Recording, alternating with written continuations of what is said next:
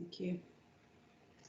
Good afternoon and welcome to this Performance Governance and Audit Committee meeting on Thursday the 30th of July 2020. My name is Councillor Elaine Bamford and I'm Chairman of this committee. This meeting is held under new regulations which came into effect on the 4th of April in response to the COVID-19 situation, and there are just a few housekeeping issues to run through. First of all, please could I ask everyone present in this meeting to ensure your microphone remains muted and your video feed off when not addressing the committee. This will reduce background noises and avoid any unintentional disturbances. This meeting is being hosted remotely, streamed live and recorded. And by being present in the meeting, you are giving your consent to being recorded. Members and officers, during each item, please use the chat function of the meeting to indicate if you wish to speak. I will then invite you at the appropriate time. Members are reminded that apart from indicating you wish to speak or that you have to leave the meeting, the chat function should not be used for asking questions or for any other purpose. Please do not use the raise hand function as this is not available on all members' devices. When speaking and referring to the agenda papers, please ensure you reference a page or paragraph number. And last, if members need to leave the meeting at any point, please do make this known and use the chat function to signify that you need to leave the meeting. And now may I ask officers taking part in the meeting to introduce themselves, starting with Miss Cardy. Good afternoon. I am Annette Cardy. I am the Resources Specialist Services Manager. Thank you. Mr. Clark. Good afternoon. My name is Spencer Clark and I'm the Community Safety Manager at Malvern District Council. Thank you. Mr. Dodson. Good afternoon. Paul Dodson, Director of Strategy, Performance and Governance. Thank you. Ms. Donnelly.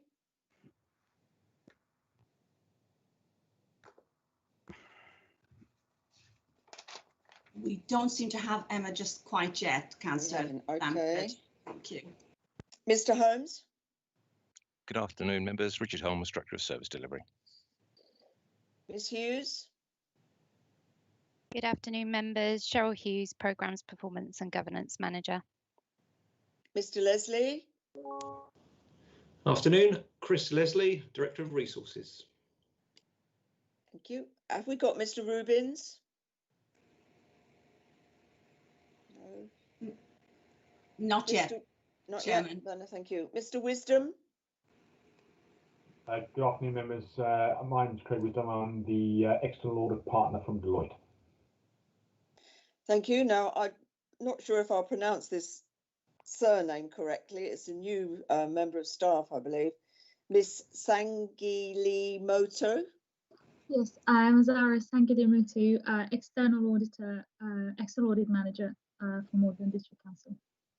Thank you very much. And Berna Casey. Yes, good afternoon, members. Berna, Clerk to the meeting this afternoon. Thank you. Any other officers that are present? Have we got Miss Donnelly or Mr. Rubin yet, please? Not yet, Chairman. Not yet. Let's check on that. Thank you. Just to confirm, Damien Geller, Lead Specialist Community. Good afternoon, members. Okay, thank you. Anyone else? Okay, Berna, please can we carry out a roll call of members to confirm who's in attendance? Thank you. Yes, Chairman, I will take you in alphabetical order. Councillor Bamford. Well, I'm obviously present, thank you. Councillor Beale.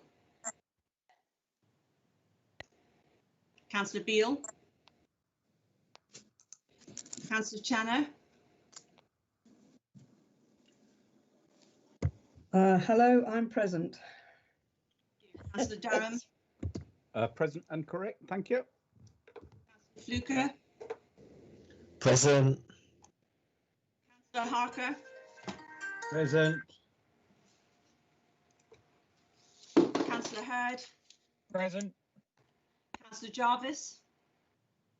Present, thank you, Berna. Councillor Keys.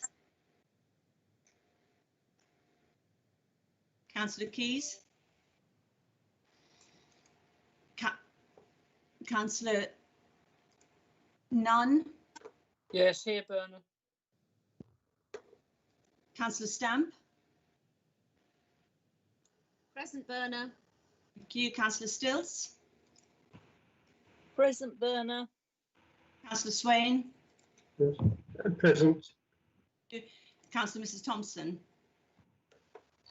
Present. I believe Councillor Keys may well be working, so could you put him for apologies, please? Thank you.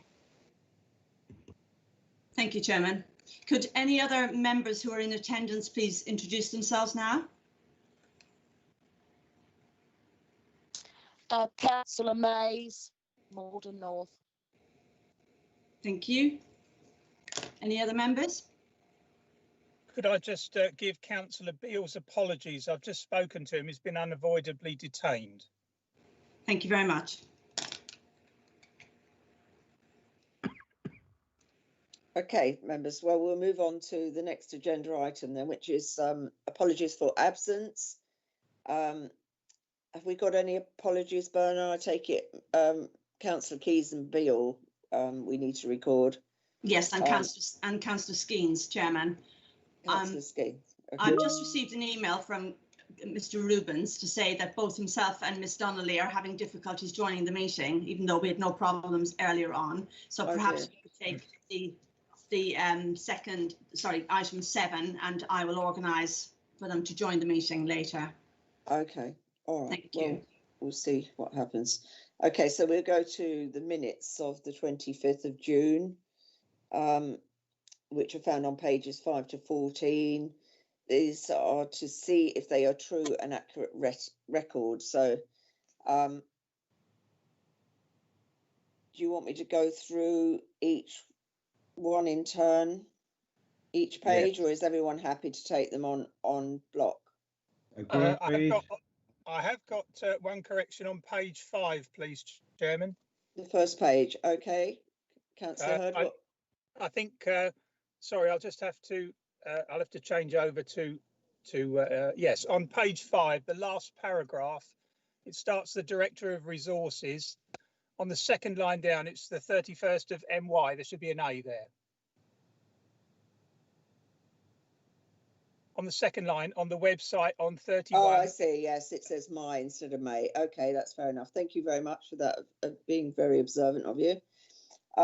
Okay, members, so I'll run through it then. So it's page 6, page 7, page 8, page 9, page 10, page 11, page 12, page 13, and page 14.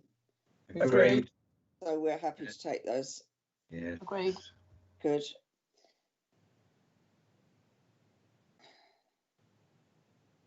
So I just need a seconder, please. Yes, Councillor Hurd, happy to second that. Okay, thank you, Councillor Hurd. So we don't need to take a vote, Werner, because we've agreed those on block. So now we move on to declarations of interest. And I'll read this out: to disclose the existence and nature of any disclosable pecuniary interest or non-pecuniary interest relating to items of business on the agenda, having regard to paragraphs 6 to 8, inclusive of the Code of Conduct for members. And members are reminded that they are also required to disclose any such interest as soon as they become aware, should the need arise throughout the meeting. So if any member has an interest to declare, please use the chat function to indicate that you wish to speak. Berna, have we got anyone? Yes, Councillor Channer, Chairman. Councillor Channer.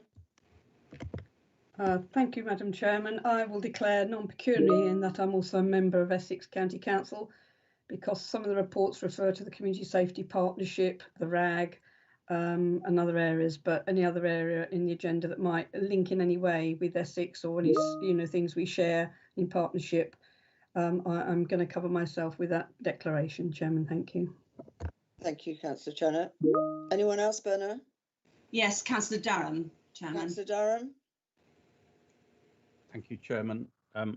Also a non-pecuniary interest as a member of Essex County Council for much the same reason as has been disclosed by Councillor Mrs. Channer. Thank you. Thank you, Councillor Durham. Any other members, Benno? No, Chairman, that's it. Okay, so we move on to public participation. I don't think we've got any members of the public that have sent in any submissions, so we'll move on to the next item. Now that is internal audit reports, and I don't think we've got anyone yet, have we, Berna? No, they have been sent the invite again, both Emma and Greg, and we're just waiting for them to join us. Okay. I've put a message in the meeting chat, but nothing. All right. They haven't appeared yet. So we'll move on then. We'll come back to that item, and we'll move on to agenda item 7, which is the external audit planning report to the 31st of March 2020, on pages 53 to 76.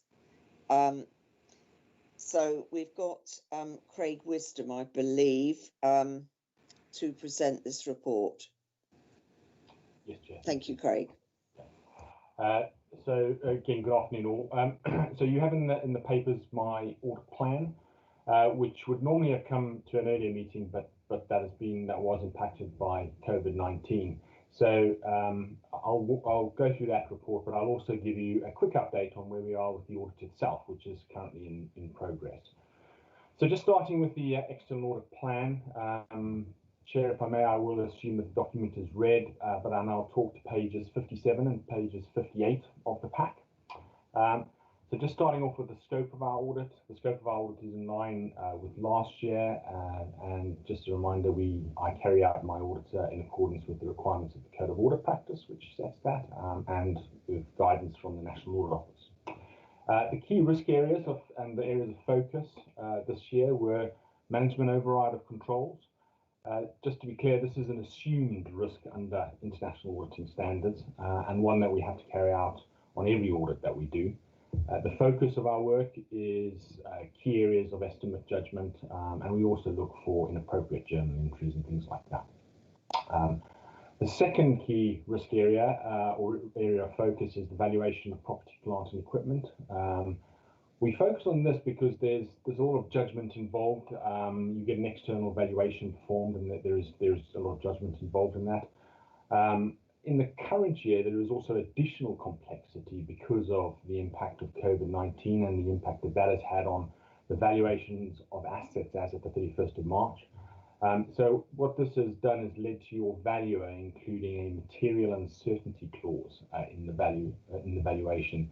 So just to be clear, this isn't to say that they think that their valuation is wrong.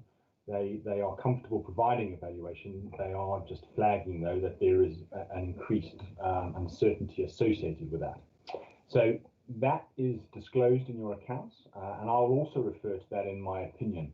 But a couple of key things to note on that are, one, it's the material uncertainty inclusion by your valuer is common across public sector and valuations of this type, so that's normal. And the second thing is just now when I said I referred to that disclosure in my opinion, that's not a qualification or a modification of my opinion. So just to be clear, that's not me modifying or qualifying it. I'm just drawing attention to it. So that was the second area of focus, and the third is pension liabilities, where we focus on the key assumptions that go into the actuarial valuation, along with the valuation of the supporting assets that bring you back down to the net liability. So those are the key areas of focus. Unsurprisingly, COVID has had an impact on the audit as well, both in terms of the accounts themselves, but also in terms of the delivery of the audit. In terms of the accounts, the key impacts really are around, the council has had to include or will have to include additional narrative reporting around COVID and certainly the risks around that. They'll also need to include additional disclosures around key risks and uncertainties as well. The second key area is, as I've just said, around impact on property, plant and equipment and investment properties as well. So as I say, there is greater judgment involved in this year's valuation of those assets. The third area is pension. So you're starting to see the correlation between my areas of focus and the areas that are impacted as well. But the third area is the impact on the pension fund investments. Again, because unfortunately, 31st of March was just as everything was kicking off on COVID. So there was a lot of uncertainty in the markets and around the asset valuations at that stage. I think the fourth area I'd probably pull out is the looking at the assets on the balance sheet, and in particular the bad debt provision that's associated with debtors, because we do have to, or council has had to consider whether there is an increased risk of poor debt recovery as a result of that. So those are probably the three. So those are probably the four key areas of that impact on the accounts. But there are others, but sort of less of an impact. On the delivery side of the audit, we have had to deliver the audit remotely, and we've worked with officers to make sure that is as efficient as possible. We do have tools and technology and project management software that allows us to manage that remotely. So actually, at the end of the day, whilst it's not, whilst there are, it's a little bit harder to do it. We are able to deliver that, and I will be able to complete my audit completely remotely this year. So that's all I wanted to say on the audit plan. But if I could, I'll just conclude with a quick update of where we are on the delivery of the audit itself. You'll hopefully be pleased to hear that, whilst there still have been some challenges, certainly the audit has been significantly better this year, which I think is a good reflection on the team and the progress that they've made.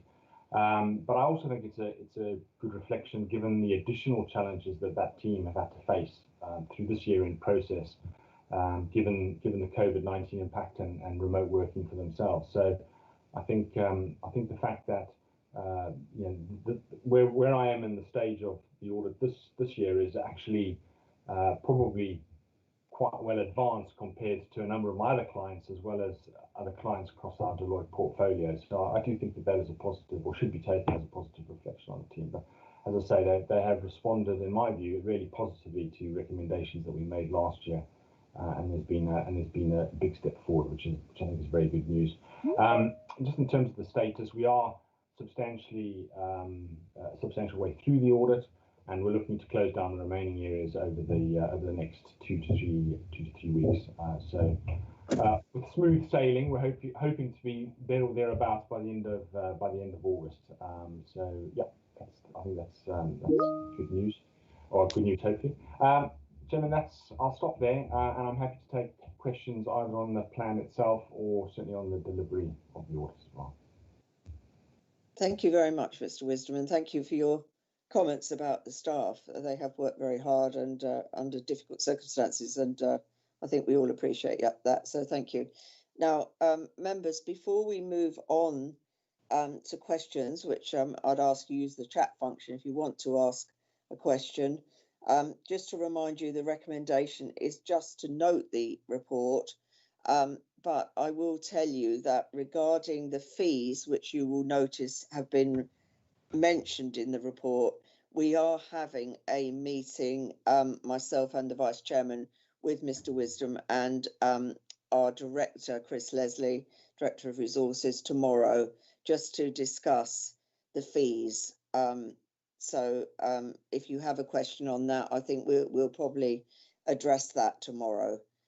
So can I move to questions then, please, members? Berna, have we got anyone that wants to ask a question?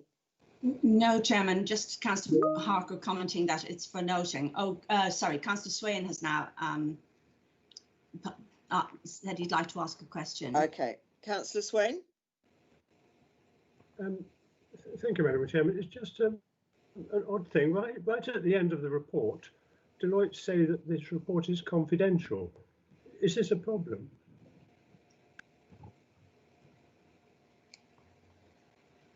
Mr. Wisdom, do you want to comment on that, please? I think you're muted at the moment. Page 75. Yeah, sorry, I'm trying to get off mute.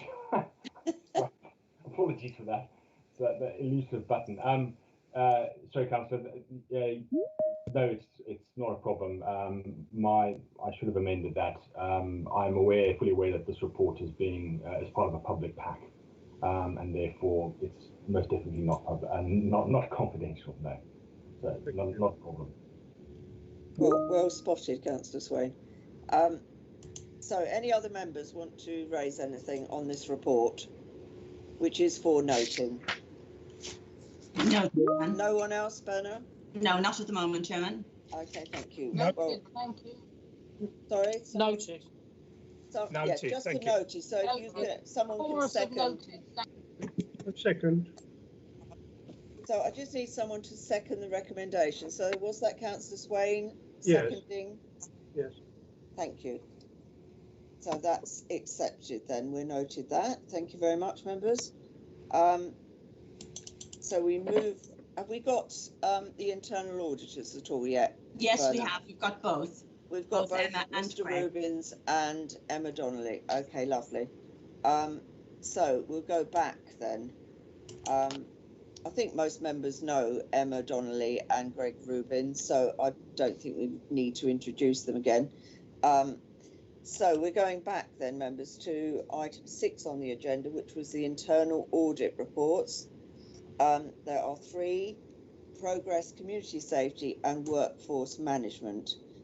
We also have officers as well on the community safety and workforce management, which we'll go to after the auditors have presented the reports.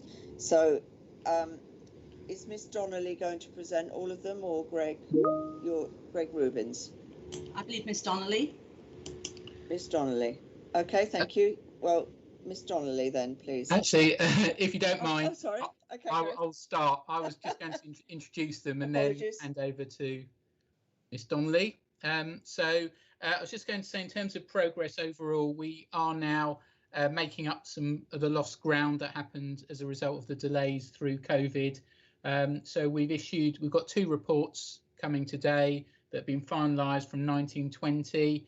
The corporate governance audit, I know members are interested in that one. We've just received responses from officers to that, so that will be finalised over the next couple of days, and that will come to the next meeting of your committee. And the flooding audit is just about to start in terms of the scoping. So we are making good headway, and a number of audits for 2020-21 have also started, as the progress report makes clear. And we've also got within the progress report a few changes we've agreed with officers to the audit plan. They're just practical changes in terms of issues that we think need to be looked at more quickly. So there's the fraud work, as members are aware, that we've been asked to do to follow up from the fraud risk assessment, and also the work against the CIPFA Code of Practice on financial management. So both those audits are important. So we've made some tweaks to the plan to include those. So that's all I was going to say on general progress, but obviously Emma Donnelly will present the 2 reports unless there's any questions at this stage. Okay, thank you very much, Mr. Rubins. Members, have we, Berna, have we got anyone that wants us to raise a question on internal audit progress? No, Chairman. Okay, thank you. Sorry, Ms. Donnelly, then, could we move on to community safety audit? Ms. Donnelly.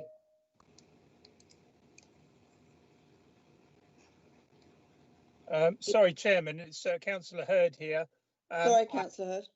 Yeah, I have a question, although I'll wait for it to be presented, but I don't seem to have a chat function just on the iPad, so I've raised my hand. Okay, so this is on community safety, Councillor Hurd, is it? It's on the first part of the report. I'm sorry, I'm having to go between the 2 screens. This is on the summary of the work. So it's on the progress report that Greg Rubins has just talked about. Yes, it is. So if you'd like to raise your point now, then, if it's on the progress report. Right, I've got 3 questions, if I may. The first one is on page 19, and it talks about the following audits that have been finalised. One of them is a workforce management. So that has been finalised.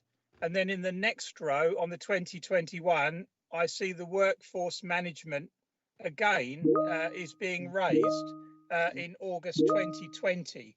So I wanted to know why is this audit being looked at so soon? That was my first question. The next one is on page 20, which talks about the main financial systems increase to 25 days. I'd like to know what evidence there is for this to have been added. And finally, on page 22, there are some audits. I think the corporate plan and priorities is being removed. I'm not quite sure. I think it's being removed. If it is, can I know why that is, please? Thank you. Thank you, Mr. Rubens. Would you like to answer Yes, those? I'll certainly try. I mean, I think in terms of workforce, we look at different elements of workforce. Obviously, HR and workforce is a risky area, is an important area for the council. So we focused on, I think, recruitment for 1920, and there'll be a different focus for 2021. I'm not sure if we've agreed that yet. Perhaps Emma Donnelly will come in if she knows any more, but I think those discussions are still happening. Yeah, we're just agreeing the scope. Sorry, we're just agreeing the scope on what part we'll look at this year. But that's why, yeah, different area. So, and on main financial systems, we've increased it slightly. I think it's only by 5 days, but it's for a grant claim that we've been asked to do. So, you know, we obviously need some more days to be able to do that. And on the corporate plan, I mean, I think that was just seen as not particularly urgent at this moment in time. Again, Emma, I don't know if you've got anything to add to that. No, that was just part of the rearranging and audits to kind of make up for obviously the changes this year because of COVID, I think.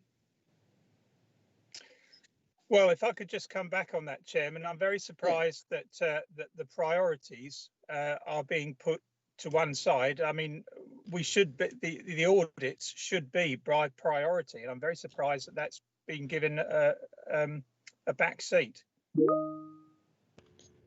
Have we got any officers that want to come in on commenting on that? Oh, Mr. Leslie. Yes, if I could. Thank you, Madam Chairman. Yeah, with the priorities side of it, if I perhaps talk to that one first, it's felt that with the COVID-19 and the actual look at the current priorities of the council, there's a bit of work going on around that to look at that. That's taking place. So it's felt that actually an audit at this time wouldn't really be beneficial because there's already some internal work going on around that. So it's actually better to wait until that internal work's been done and then we can actually have the audit on that side. So it's a case of timing around that. And with the main financial systems, as Mr. Rubens has said, it's an increase of 5 days. But that's a very important area at the moment with COVID-19 and the financial implications. And also we're coming into a change in international financial reporting standards in one particular area, and that's potentially something we could have internal audit support on. I think that'll be very very useful. So that's why there's been some changes within those areas. Thank you, Mr. Leslie. Well, just to clarify then, because on this page 20, it says removal from the plan to facilitate the above audit. So we've got removal of corporate plan and priorities and removal of policy review. And then you've added CIFA FM code preparedness and fraud work. So what you're saying is those two are added because we need to do those sooner than dealing with what was originally on the plan. So the corporate plan and policy review will come in again next time then, not during this period. That's right, yeah. I mean, it will certainly be in our proposals for the plan next year. Again, obviously we'll have to go through a prioritisation process, but those two, I think the timeliness of those would be better next year. Okay, thank you, thank you. Does that answer your questions, Councillor Hurd? Yes, thank you very much. Okay, thank you then. Right, so we'll go on then to Ms Donnelly. Sorry. Chairman, Councillors Swain and Stamp have a question. Oh, please. sorry. So this is on progress report, yes? I believe so. Swain? Councillor Swain. Thank you, Madam Chairman. Yes, on page 22, it's partly what Mr. Rubens has just talked about. These audits of policy review and corporate plan priorities. And now I see why they're now blanks on the report. But my question was really, what exactly does an audit of those fields cover? Mr. Rubens? Okay, I mean, I think obviously both of them would have been scoped with officers to get to, you know, detail that. But in broad terms, a corporate plan and priorities audit would look at how you set your plan and your priorities. Have you had a good process in place? Has it been signed off appropriately? And have you set up measures to be able to see how you're going to achieve those priorities? So are there key performance indicators, and again, a process to be able to monitor those? If we're talking about policies, we normally would be looking again at what the adequacy of your process for ensuring that you've got a comprehensive list of all policies that need to be updated. Are they being updated on a regular basis? Is there appropriate member or officer approval of those policies? So that in very broad terms, that's what the audits would do. Thank you. Okay, Councillor Stamp.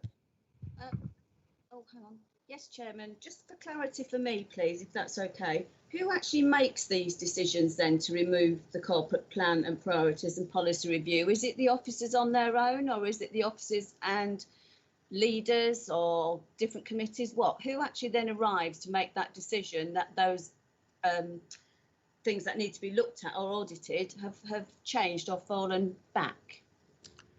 Yeah, it's a process that we have with officers, obviously the Section 151 officer as the main contact to discuss and agree changes to the plan. But ultimately, of course, it goes to this committee for approval. So you have the ultimate say if you're not happy with that proposal, but we think it's sensible. We wouldn't, if we thought an area needed to be audited urgently or was a high risk, we would, of course, under our objective independent standards, we would insist on still doing that. We don't think that applies here. We're comfortable with the changes, but obviously you as members need to be comfortable with that as well. Chairman, can I ask the question then to Mr. Leslie? Has he made the decision with his team, or is it to do with any councillors or the leadership team as well? I'm just trying to ascertain who has actually made that decision. And I understand you've said the reason why. I'm not disputing that. I want to know how you've reached that decision. Thank you, Mr. Leslie. Yeah, thank you. Yes, so the process we adopted because of COVID-19 obviously had quite a significant impact on the time frames of these audits because they weren't able to get started quite as quickly as we would like. We had a discussion with the extended leadership team around the areas and looking at a review of the existing audit plan and seeing what timings and changes need to be made. So that's the discussion that took place as an extended leadership team, looking at the priorities and looking at the achievability of the audit plan, and then coming up with a revised plan which we felt hit the priorities and also was achievable in the time frame. And then obviously write the report and take it to yourselves for approval. Thank you. Councillor Stamp, are you happy with that response? Yes, it's quite clear. Thank you. It wasn't just the officers, it was certain membership of the leadership team. Thank you very much. Okay, thank you. So any more members, Werner? Sorry, can I just... Jarvis. Councillor Jarvis. Councillor Jarvis?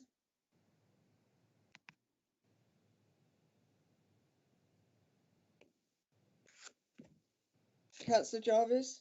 Ah, here we are. Hi, Chairman. Yeah, sorry about that. Some connection issue. Go ahead. Yes, I think there's some good observations that have been made there by councillors, and I think we've heard that explanation, but there was a danger that we would have just skirted over that without spotting it. So I think we probably should ask officers where decisions like that are made during these times in particular, where there's a sort of COVID special measures group, perhaps to put a statement clearly in this report where decisions are being made to substitute one audit for another, perhaps with a short explanation, much along the lines that we've been given by Officer Leslie. I think that would be the sort of thing I would want to be highlighted to me rather than have to sort of spot it, if that's okay, Chairman.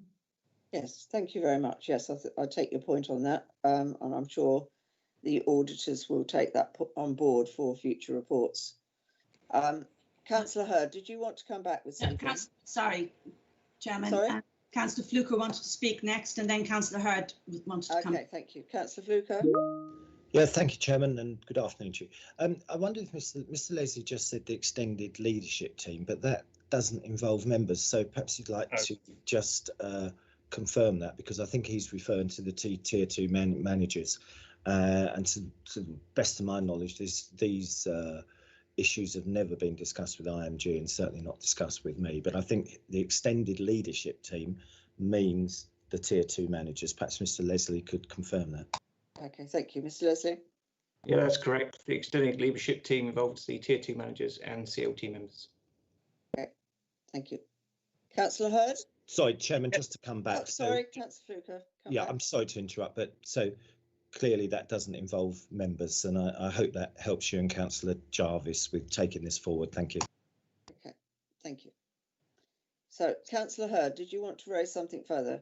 Well, I wanted to raise that very point, but just looking back on the audit areas that they're looking at, I see that we've got 15 days on knowledge management and transfer.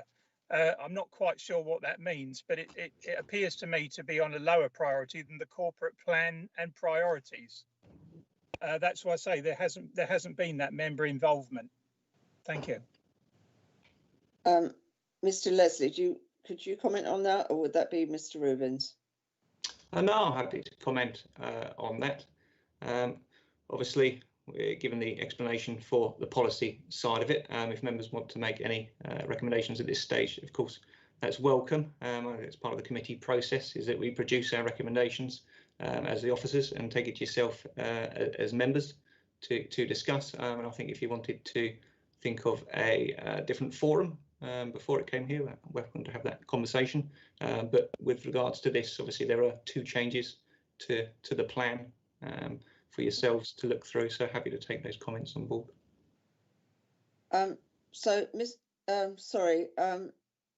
Councillor Hurd, you mentioned knowledge something. Where was this? Yes, I just wondered if you could help me. Knowledge management and transfer. I see. Yes. 15 days to be spent on it. You want to know what that is exactly and how it relates to possibly corporate plan or policy review.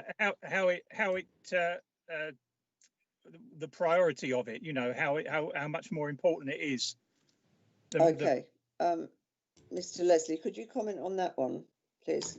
Okay, so I guess in terms of priorities over the corporate plan, we've talked about the timing side of it, and actually it may be better to have the audit later because of the internal look that we're taking in face of COVID-19. So that's why the priorities are different. In terms of what that involves, it looks at the process from the transformation programme, looking at how the processes have been put in place to ensure that appropriate knowledge transfer is in place, appropriate systems are in place, and everything's working effectively from that point of view. So in regards to it, that is quite an important process.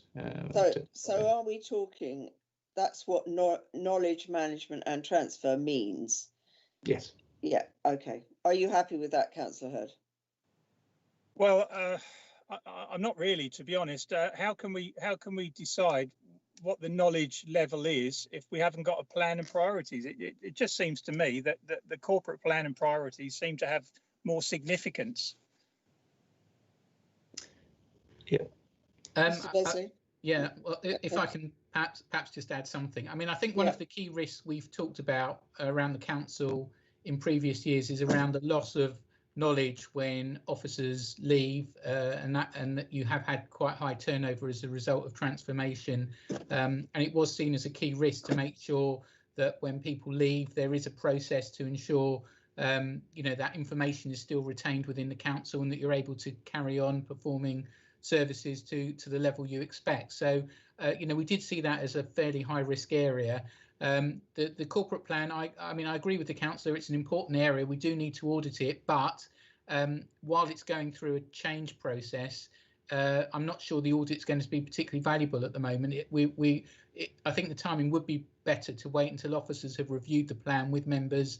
You're comfortable with your new objectives, and then we can audit that to see whether that is being achieved appropriately. I don't know how much value you'd get from us doing an audit right in the middle of that happening. Okay, I'm satisfied with that, Chairman. Thank you. Yeah, okay, good. Okay, so we're moving on then, members, to Ms Donnelly presenting community safety audit, please. Yeah, thank you. I will start at page 29.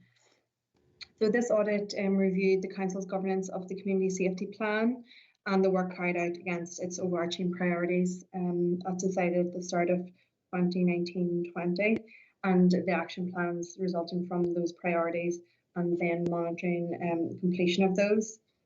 We find that there was a comprehensive community safety strategic assessment undertaken, which then identified the 5 priorities for 1920. That was done with each of the strategic partners, so the Essex Police, County Council, NHS, Ethics Probation and the Fire and Rescue Service. We find that each of the priorities had an action plan and had owners and timescales for completion. We also find that the Overview and Scrutiny Committee, meeting as the Crime and Disorder Committee, reviewed progress against the action plans, and a monthly task group is in place to help progress those actions. We also noted that there were key roles and responsibilities for community safety was in place, and a community safety partnership manager is in place who works across both Malden and Chelmsford councils. We've noted a couple of things for improvement, and the first of those is monitoring and review of the finances around the community safety partnership. So that I think equates to about £12,000, but there's just not that a review really of the finances. It's more obviously focused on the actual delivery of the action plans. So we've recommended that there would be a more regular review of how the finances are used. And I think that's been agreed. That'll be taken forward to the Overview and Scrutiny Committee scheduled for October. Also, we find that some of the action plans didn't provide enough information on whether or not they were going to be completed to agreed timeframes, and they weren't always kept up to date. So again, that will be revised and updated for the October meeting. And those are the key things that came from the community safety review. If there's any questions. Okay, thank you, Ms Donnelly. I would like, if Spencer Clark is here, to get him to just comment on the findings of the report and the recommendations. Is Spencer Clark here? Yes, he is. Yes, thank you. Would you like to come in there, Spencer? Thank you. Thank you. Yeah, thank you. I say I've spoken to Emma on a number of occasions regarding this audit, and Chris Andre, who actually conducted the audit for BDO. Yes, I've provided a management response to the recommendations on the audit. One being about the responsible priorities group not meeting 4 times a year in accordance with terms of reference. So there were a number of, it's quite unusual for the last year or so, because we've had a number of factors such as the restructure of Malden District Council and transformation. We had the chair of the RAG, who was the chief inspector, leaving for another police force, going to the Met at quite short notice. But what we've also been looking at doing is migrating over to one Malden district, which has been to members and is still that's been sort of paused by COVID currently. So I think that's something which the directors are looking at the moment to see how we can progress that. We have already got a new date in the diary for the next RAG meeting, which is the 8th of September. So we'll be meeting on the 8th of September again, so that we'll have that recommendation completed in order for the October Overview and Scrutiny Committee, as Ms Donnelly said. So we'll continue to meet quarterly until there's any substantive changes in how the Community Safety Partnership will work in the future. With regards to budget monitoring, so we receive a sum of money each year from the Police Commissioner. It's around about £14,000, but a sum of that is top sliced for domestic homicide reviews. So we only actually receive 12,527. So whilst we provide an annual report to the Police, Fire and Crime Commissioner on the spend, because that's a condition of the grant, and these were provided to BDO. We haven't actually reported to the actual responsible authorities group. So that's something which we'll pick up on. I've asked a staff member responsible for this to change our action plans so that we have a red, amber, green rating in the action plans now, but also a profile spend and where we are with spend. So if things are delayed throughout the year, say, for example, during the COVID crisis, it's made us a bit of a struggle to do face-to-face communication. So the popular sort of interventions we've done with school children, like Crucial Crew, has had to be cancelled and be delivered later on in this year. So most of those things we're picking up on, and we'll hope to have those rectified by the 8th of September. So for the next Overview and Scrutiny Committee, when we've got a date for that in October, we'll be able to present to members. Thank you very much, Ms Clark, for that. Berna, have we got members that wish to speak? Yes, Chairman, we've got Councillor Channer and then Councillor Hurd. Okay, Councillor Channer.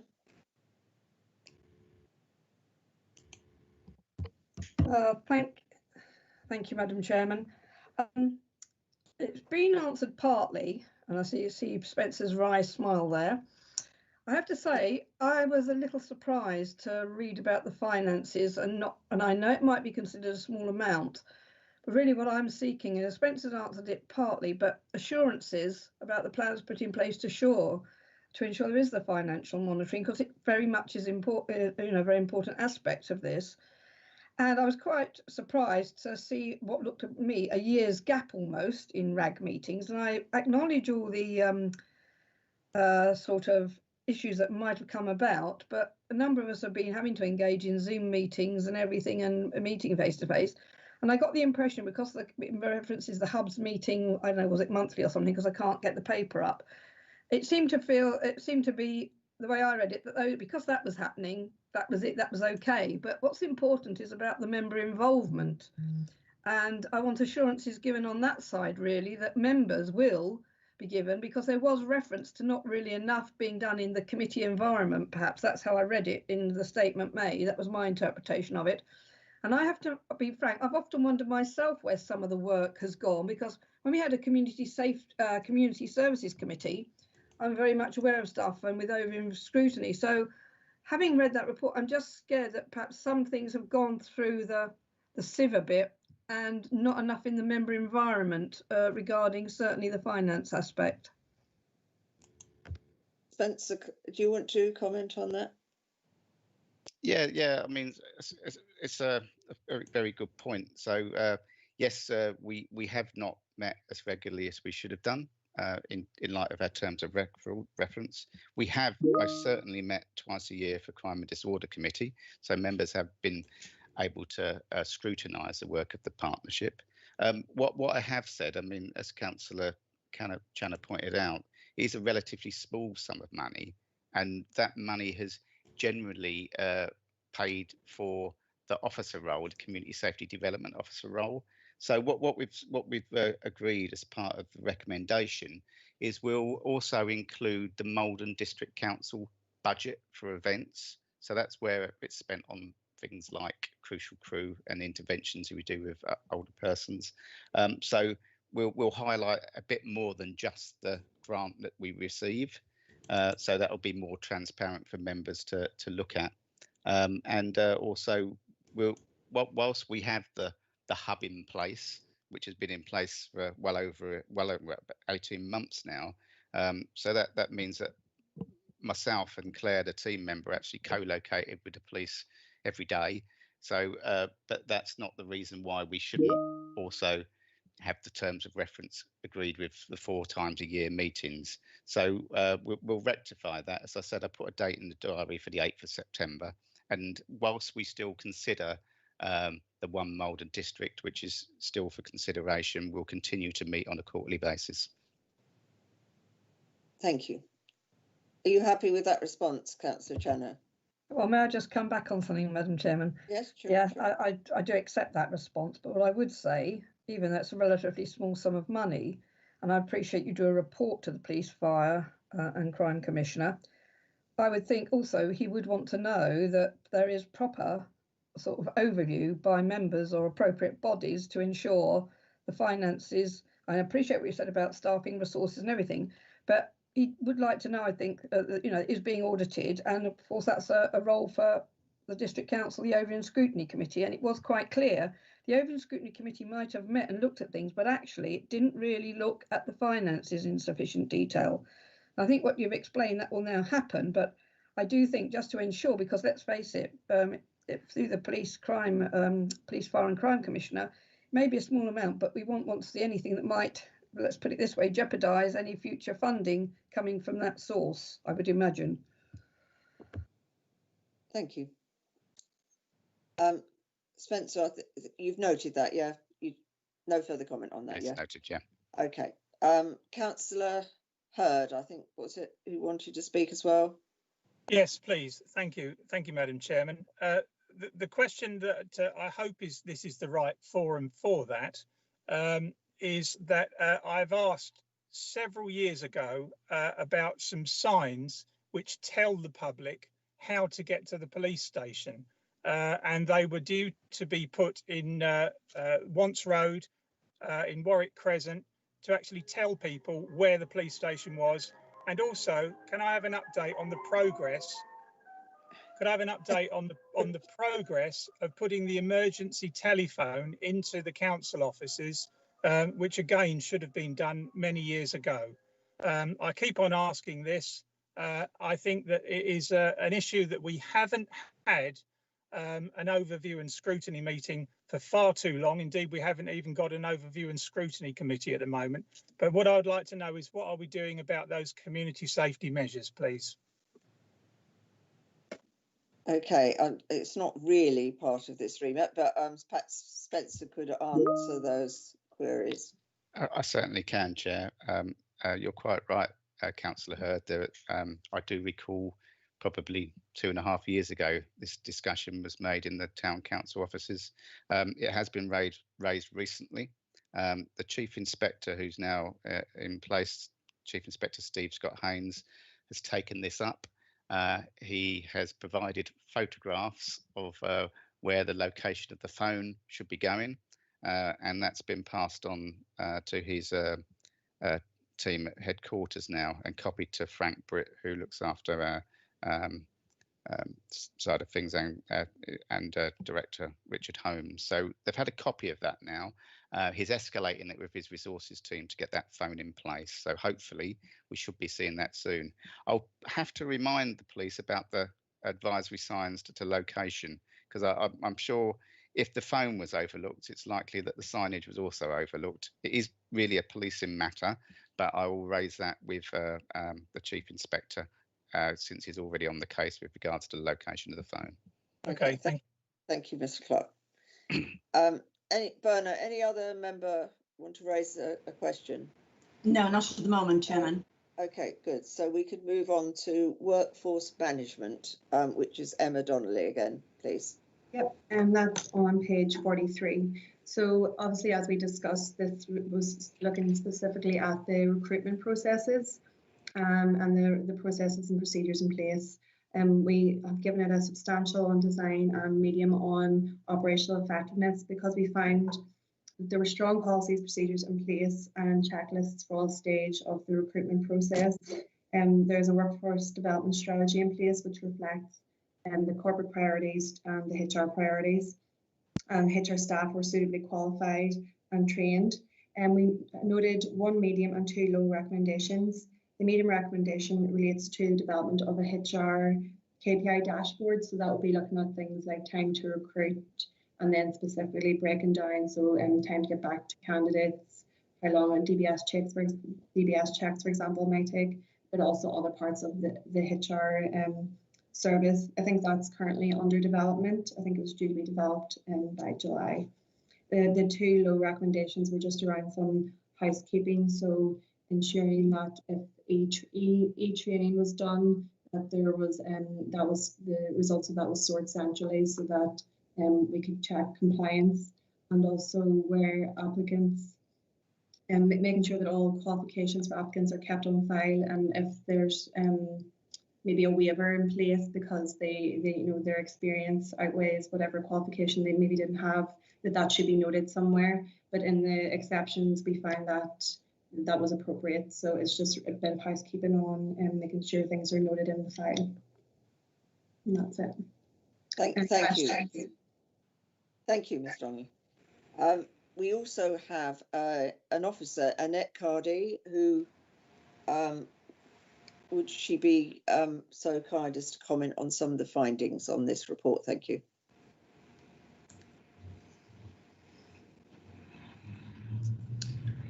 Hello. Hello, Annette. Yes, we can hear you. Yes, as Emma says, there was 2 housekeeping requirements which were put into place straight away. So we have now changed the policy regarding the documents we get from recruitment. The last one, which was the KPIs, we have developed some KPIs around the time it takes to recruit, around leavers and starters. That is going to PGA from, I think, the next meeting, and then we will develop that further as we evolve. Thank you. So, Berna, are there any members that wish to raise a question on this report? Yes, Councillor Nunn indicated at the beginning he would like to. Okay, thank you. Councillor Nunn? Yes, thank you very much, Chair. There seems to be a bit of a contradiction here. If we turn to page 46, and we bear in mind the comments that Ms Donnelly's already made, that there are strong policies and procedures in place, but at the same time, we seem to have 2 omissions in relation to a file audit on qualifications. Clearly, if there are strong policies and procedures in place, they're not being adhered to. And I think this is something that needs to be passed back to resources, because clearly we need a tighter recruitment procedure and policy that actually ensures that the evidence is on file. Quite often, a lack of evidence doesn't mean that it hasn't happened. It's just a lack of evidence, but at the same time, it needs to be there. So that's page 46. And on page 47, given the reorganisation that the District Council has been through, and bearing in mind this impacts on retention, I think what we actually need as a KPI is some kind of measure that relates to well-being or staff engagement. Thank you very much. Okay, thank you. Annette, would you like to comment on those points? So on page 46, it was actually 2 cases out of the 15 that were tested, and it was related to some evidence around a qualification for somebody that had actually been in work for a number of years. So it was around their GCSEs or O levels. So they couldn't find those qualifications. So the relevance of it to her skills when she was recruited, we tested those skills in other ways. So we've just amended our policies. We're quite right. We do need to follow those, but to ensure that where those are the case, then we actually have different ways that we can measure for those skills, those numeracy and writing skills, because it would be unfair to penalise people who are maybe quite a few years from their O levels or GCSEs that can't actually find those documents.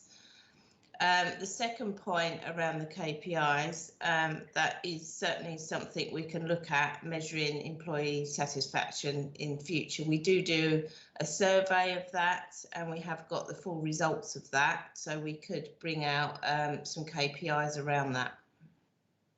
Okay, thank you. Councillor Nunn, are you happy with that response? Partly, Chairman. Any omission on a file audit is not good, whether it's historic or otherwise. So it does need to be looked at. There's always a way of verifying qualifications. In terms of the KPIs, this is not necessarily about this is not necessarily about the areas that have been mentioned by Ms Cardy. It's actually about well-being, and it's about well-being linked to engagement. So I think those areas need to be looked at. Yes, that is actually in the survey around well-being as well. So yes, we will look at that. Thank you very much. Berna, have we got any other members wishing to speak? Councillor Fluker would like to ask a question. Councillor Fluker? Yeah, thank you, Chairman. I just wanted to go back to this staff survey, because for a long while we used to have a staff survey, and the results were reported to the members. But we also used to have a staff forum, which was a selection of staff members chosen by the staff, and a member used to attend as well. And that used to be really successful. And the work around the staff survey, we changed it completely, and we actually won a SIPFA award for the work that the council did. Now, I'd like to think going forward that perhaps you or the vice chairman of this committee might just pick that up and see if we can't run with that again, because I think it worked very well for the council, and it would be very, very interesting post transformation what that would look like. Thank you. All right, thank you for that, Councillor Fluker. Berna, was there anyone else? No, Chairman. Okay, so members, we'll move to the recommendations. There are 3 recommendations on the 3 reports that we've been debating. So are you happy to accept those recommendations? Can I have a seconder, please? I'll second that, Madam Chairman. Okay, thank you, Councillor Janner. So we move on to, do we really need to take a vote, Berna? Well, if members are happy, I think generally members are happy with it, so I don't think we need to take a vote. So we've done the external report. So we move on to agenda item 8, Code of Corporate Governance Report, which is Miss Hughes, Cheryl Hughes, to present this report, please. Hello, members. Hello, Cheryl. So the Code of Corporate Governance document hadn't been refreshed since 2009, so this is a good housekeeping exercise to update it. And given that revised measures of good governance have since been introduced by SIPFA, we've kind of brought it all in line, really. The document should highlight our working principles around governance and underpin the annual governance review, giving a framework for annual governance statement in line with the SIPFA guidance. The code makes a link to policies and working practices that underpin and demonstrate good governance and our framework at Malden District Council. And the covering report provided recommends this committee adopt the draft Code of Corporate Governance as provided at Appendix A, which is page 79 to 83. Use this as a framework to monitor progress of the annual governance statement actions and review governance actions through a quarterly report in terms of the effectiveness of this code. So that's my introduction. Okay. Thank you. Thank you. Thank you very much. So Berna, have we got any members that wish to speak on this? Yes, Councillor Stamp. Councillor Stamp? Yes, thank you, Chairman. Forgive me, I haven't read everything, and that is my bag. I'm really sorry. I've been absolutely snowed under and had really bad technical issues recently. But does it cover in here on our governance about working groups and inclusion? Is it that detailed? How would we go about trying to amend something like that to make this council all inclusive? So, for example, when members are putting together groups, so you can have more of a joint, cohesive council rather than a dominant council. Would that be covered in this one, Miss Hughes, please?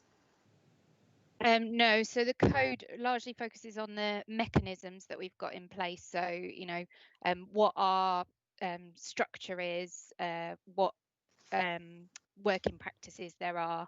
That kind of level of detail is almost a decisions that are made underneath that, if that makes sense. But it's part of our, sorry, Chairman, but it's part of our constitution, isn't it? So it can be amended, can it? you know, as members would just decide, that's the level of detail that it would be. That would be a member decision. Chairman, can I please allow me? How do we go about that though? So this to me is this sort of committee where we should be able to ask these sorts of questions. How would we go about trying to change that? Do I have to put a motion to council or what? I'm not absolutely sure what you're trying to say, Councillor Stamp. I'm trying to ascertain, Chairman, how we can make membership on working groups to be more balanced, to get the information, to participate in committees, to have the knowledge that gives us the background information to make more informed comments and choices, Chairman. Okay, well, I don't think that's part of this, as Cheryl Hughes has explained. I mean, this is about how we go about governing our way of working. So it's not quite the same. I would suggest that this needs to be something that's brought to council, possibly. That's why I asked. That's why I did ask. If I need to take it to council, I'm more than happy to take it. I mean, it's a leadership issue, I'd say. So you probably need to speak to the leader to discuss that. I don't know whether you've got any comments on that, Councillor Fluker.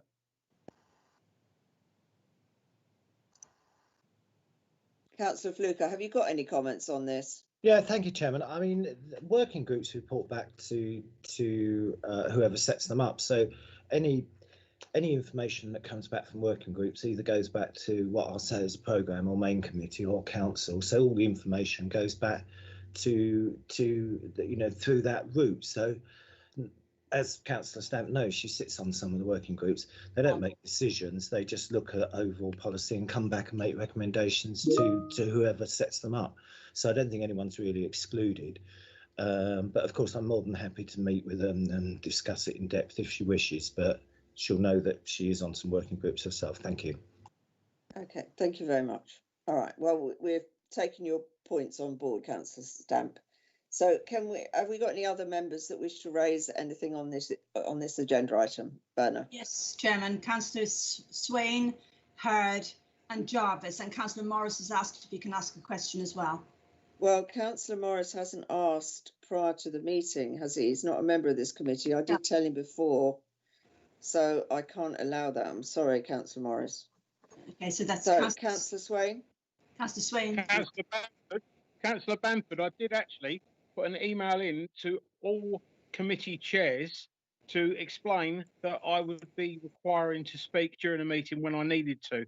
I've done that quite some time ago. I don't think I've seen that, Councillor Morris. I mean, I did say to you before that if you wanted to raise something, you needed to advise us before the start of the meeting that you wanted to speak, and you haven't done that. I'm sorry, but you haven't done that this time. So I want to take tech problems, just like a lot of the other councillors have. Councillor Durham's had tech problems. I mean, I did let you speak last time, but I think, you know, I did make the point to you previously that you needed to do this. So I'd like to carry on with the meeting. We have Councillor Swain who wishes to speak. I'd like my question, please. Are you refusing my question? I am. Elaine, that's terrible. Well, that's because terrible. You're not following procedure, Councillor Morris. I'd like to listen to Councillor Swain, please. Demonstrating commitment to ethical values, integrity. Spat my coffee out on that one. We've got bullying going on in this council, bad bullying. We've got homophobia. We've got threats to. It's got nothing to do with what we're discussing at this point. Going on. We're talking about our performance, governance, and audit. Into disrepute. That's going to be discussed, as you know, and it's not for discussion at this particular committee, Councillor Morris. Shame on you. Could I ask you to mute yourself so that Councillor Swain can speak, please? Yeah, well, you could ask, but as you refuse me, maybe I will refuse you. Good for the goose, good for the gander. How about that? Thank you. Can we hear from Councillor Swain, please? Yeah, so maybe I'll refuse your request. But maybe I'm a little bit better than you cronies. Thank you, Madam Chairman.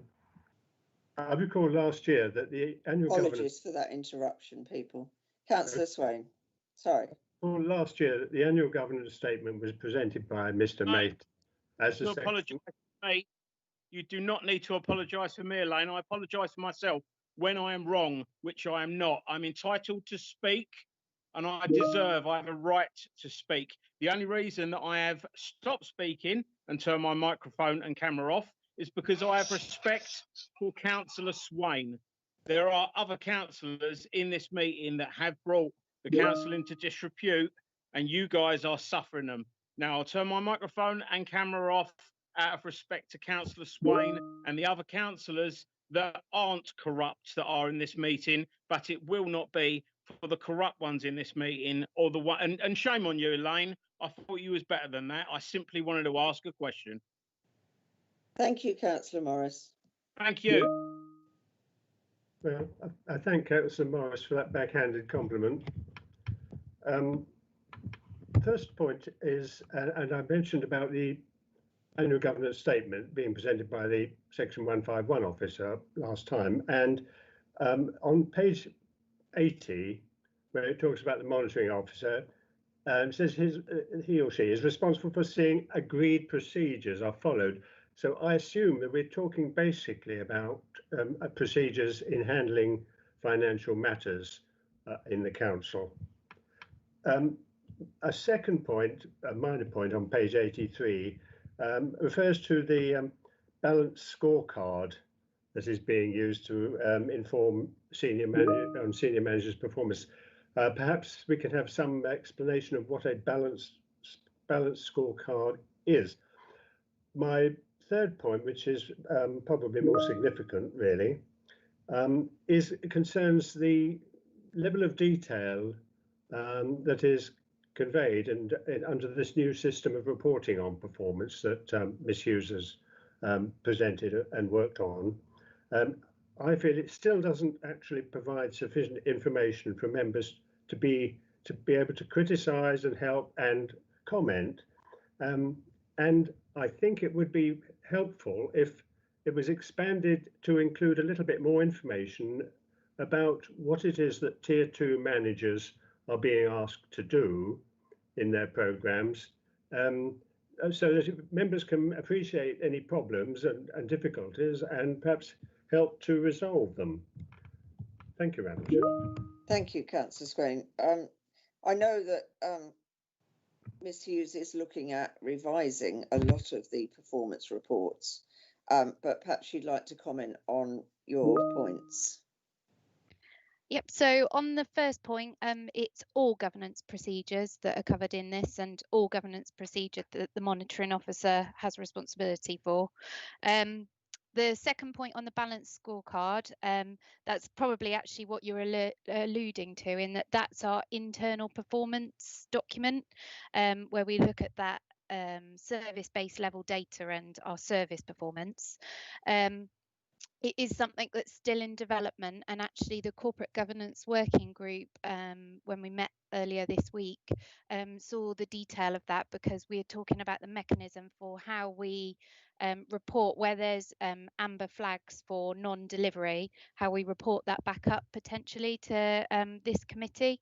So that was something that was discussed at corporate governance working group, and obviously we'll come back to council once that's developed a bit further. So hopefully that gives you a bit of reassurance and answers that question. You happy with that, Councillor Swain? Yes, well, I hope that will help members to appreciate where there are difficulties, and they can perhaps contribute to resolving them. Thank you. Well, most performance reports will come back to this committee, so you know, if we're not happy with the information, we can always raise it then. Any other member? Yes, good Chairman, Councillor Hurd, and then Councillor Hurd. Yes, sorry, Councillor Hurd. Councillor Hurd.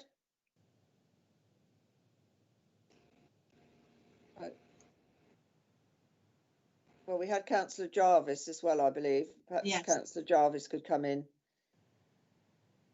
Thank you, Chairman. I just wanted to pick up on, first of all, I think it is obviously good that we're seeing that new code. I think the fact that we're going to get regular reports on a quarterly basis to this committee is also something we've been asking for, as obviously governance is clearly part of this committee. So I think we should be pleased that we're going to get regular reports.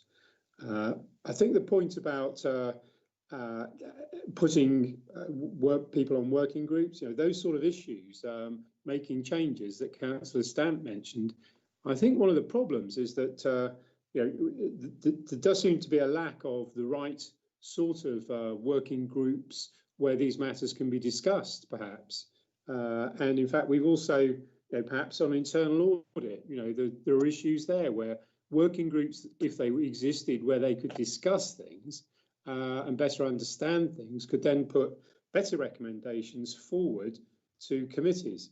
There is a corporate governance working group. It doesn't report to this committee, which I do find slightly odd, I have to say, but there is one, and certainly any issues such as membership of working groups as a point of principle, I would have thought at the moment in the current structure, the corporate governance working group is exactly the working group where that item should be debated, discussed, and then if a recommendation is considered appropriate, that could go straight to council in the current arrangement. So I just wanted to make that point that I think there is one, the corporate governance working group that exists that could cater for the points that were made by Councillor Stamp, but also I think some organisation of working groups that would then better serve this committee is also something we should look at in terms of performance, internal audit, external audit, and governance in general. Thank you, Chairman. Thank you, Councillor Jarvis. Well, it is in our remit to set up working groups. So if members think that we should have something along those lines, then it's worth thinking about for perhaps a recommendation to a future meeting. So we could discuss that separately, Councillor Jarvis, and think about doing Chairman, that. I'd be very happy to discuss that with you, perhaps come back with a more formal recommendation at the next meeting. Thank you. Okay, thank you, Councillor Jarvis. Have we got Councillor Hurd back yet, Bernard? Yes, we have, yes. Councillor Hurd? Yes, thank you, Madam Chairman. I'm looking at Appendix A, and this is on page 79. And there are several references to the Constitution. And the very first thing it says is the Council expects the authority's leadership to create a climate of openness, support and respect, and to uphold the Council's values. Now, I don't think that's happening at the moment, and this is being evidenced by the fact that although, as Councillor Stamp has said, these working groups are existing, the independent members, which make up something like 45% of the council, are not, well, I guess the word is excluded, because we are not being allowed on some of these working groups. We keep hearing about promises, but it isn't forthcoming fully. And the second thing is the standards of conduct and personal behaviour expected of members and staff is set out in the Employee Code of Conduct. And this seems to me nothing more than lip service. And if we just go over the page, we're talking about the Council's standing orders and financial regulations to ensure that members and employees of this authority are not influenced by prejudice, bias or conflicts of interest, when we know that that is not the case at the moment. So I'm not really happy although I'm happy to adopt this because I think I do comply with those regulations, I'm not sure that that is the case, and this needs to be addressed. Okay, thank you, Councillor Hurd. I don't know whether you did hear what Councillor Jarvis had to say about setting up perhaps a separate working group, or that Councillor Stamp's points would go possibly to corporate governance. Well, I've got a lot of time for Councillor Jarvis, but as I say, I speak as the sole member on the corporate governance working group, the sole member of the independent group. Yes. All right. Okay. Well, I think your point is taken. Thank you, Councillor Hurd. Thank you. Any other members, Berna? No, Chairman. Okay, then we're moving members to the recommendations. There are 3 recommendations. The first one to adopt the draft code of corporate conduct. the Performance Governance and Audit Committee use the framework as a way to monitor progress on actions set out in the annual governance statement, and that a quarterly report of annual governance actions is provided to this committee for review. Have I got a seconder to those approving those recommendations, please? Seconded, Councillor Jarvis. Agreed. So all members are happy to go with that? Yes. No, I will abstain from this because I think it's lip service and I don't think we're doing what it says. And I agree. Can we have a vote, please? So then I think we need to, yes, I was going to suggest, Councillor Stamp, that in fact we have a vote then, Berna. If you can take everyone in turn. Okay. And I'm always first, so mine is 4. 4. Councillor Beale, I note that he's now in attendance. Councillor Beale?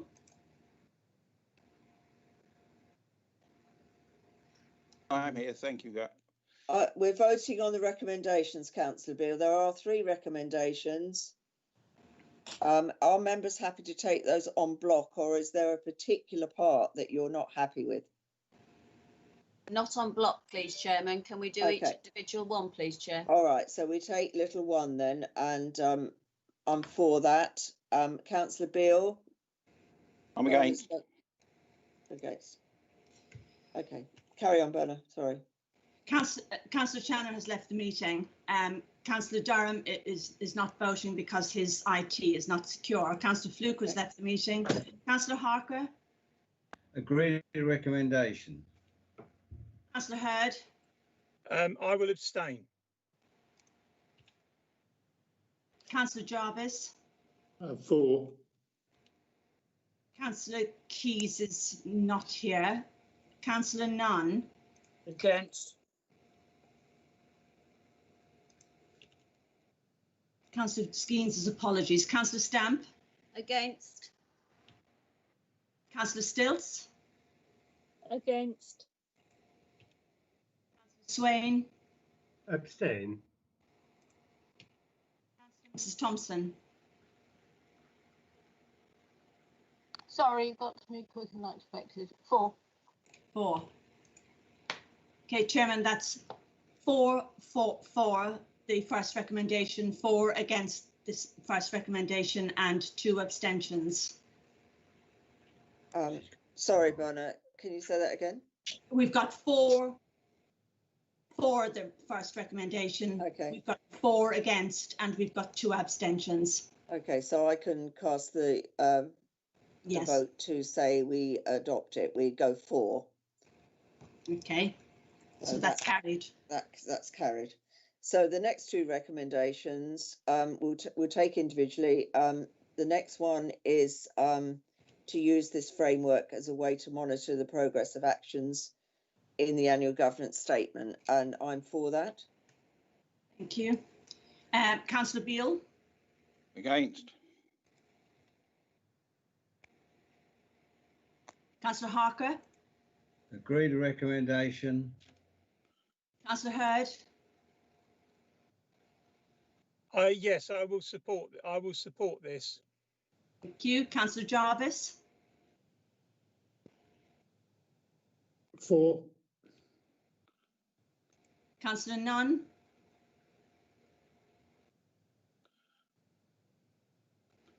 Councillor Nunn? He's still there. Are you muted, Councillor Nunn? Sorry, Berna. Yes, abstain. Abstain. Thank you. Councillor Stamp? 4. Thank you. Councillor Stilts? Abstain. Councillor Swain? Abstain. And Councillor Mrs. Thompson? Sorry, so again, 4 for the recommendation. So that's 6 for the recommendation, 1 against, 3 abstentions. Okay, so that's passed. So the next one is a quarterly report to this committee. So I'm for that. Thank you. Councillor Beale? 4. Councillor Harker?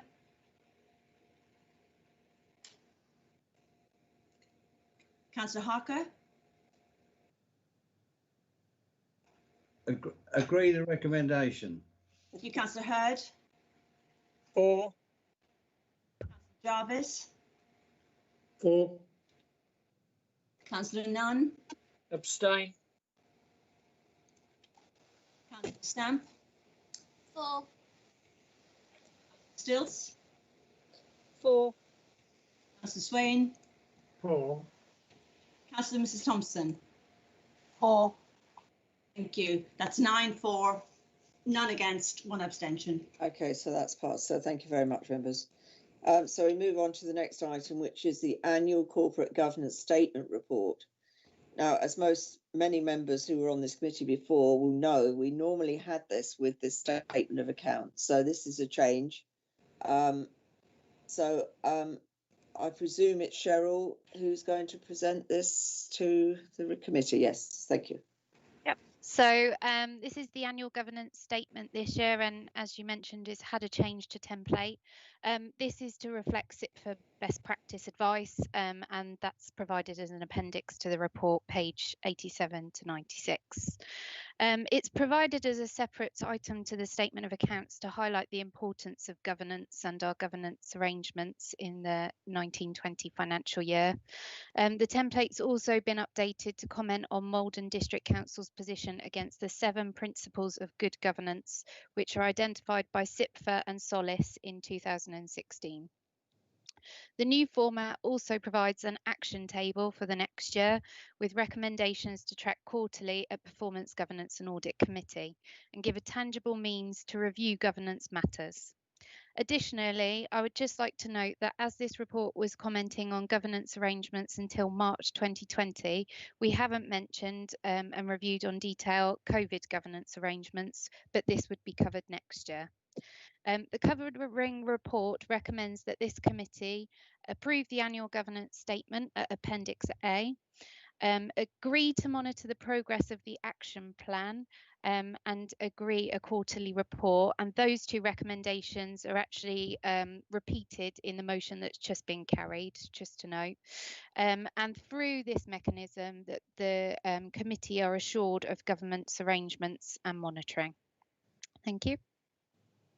Thank you, Ms Hughes. Berna, have we got any members that wish to speak on this? No, Chairman. So, members, then, are we happy to take these 3 recommendations en bloc? Yes, agreed. Okay, yeah, can I have a seconder to that, please? Can we have a second? Was that a seconder? Yeah. Yeah. Okay, so everyone okay to agree those recommendations? So, Agreed. Apologies for the interruption, Chair. We're saying agreed by assent, yes? Okay, yes. Agreed. Councillor Swain's got, Chairman, Councillor Swain's got a question, Chairman. Oh, sorry. Okay, sorry, Councillor Swain. 227. Did you go on to the chat, Councillor Swain? Yes, it takes time doing that, doesn't it? Yeah, well, that's the trouble. Yeah, okay. So, okay, we'll allow you to come forward quickly. Clarification of a few points. There's been mentioned here of something new that I've not come across before. This project management office. We presumably don't have a project management officer, so I'd like to know how that operates. I do find actually some difficulty with this point as to who wrote it. Certain sections seem to be written by BDO, and some it's not clear which sections have been written actually by officers. The balanced scorecard has been mentioned. There is a comment there about peer review of scrutiny arrangements. I wonder how that is carried out. And then it's the groups are consulted, and I wonder what the arrangements and oversight of those groups that are consulted on this amounts to, on page 92, that is. Thank you. Ms Hughes, sorry, could you comment quickly on those? Yeah, most of them quickly. The page 92, I'll have to just look into in a bit more detail. The PMO, we do have a projects administrator post in the structure, which sits within my team. But the PMO is sort of a virtual team in that several officers support that. We have a monthly project board with the extended leadership team. That's the officers' extended leadership team that reviews projects and gets updates on projects so that we know things are running effectively. And we also have like a corporate lessons learned log and missed opportunities log and all of the things that go with a standard project management office. The introduction, there's a section at the introduction which is BDO's comment of our governance arrangements for the last year.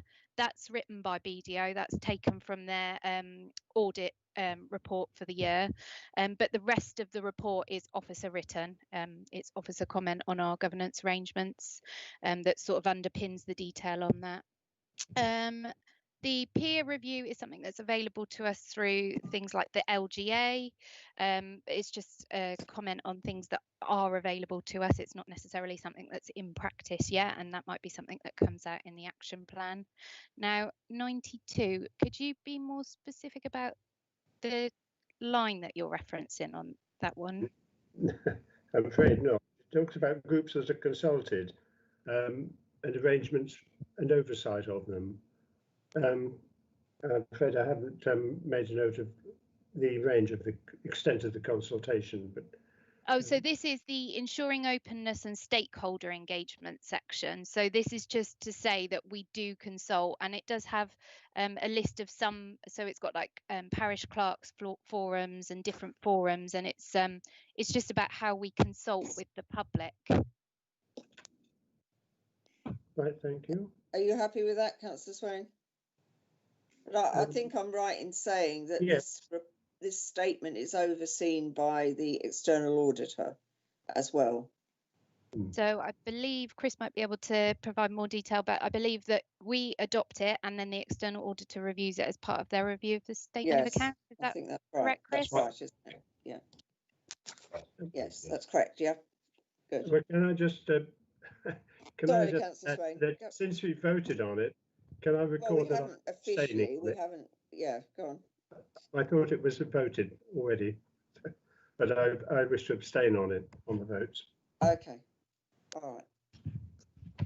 So, Bernard, are we saying that we officially voted on that?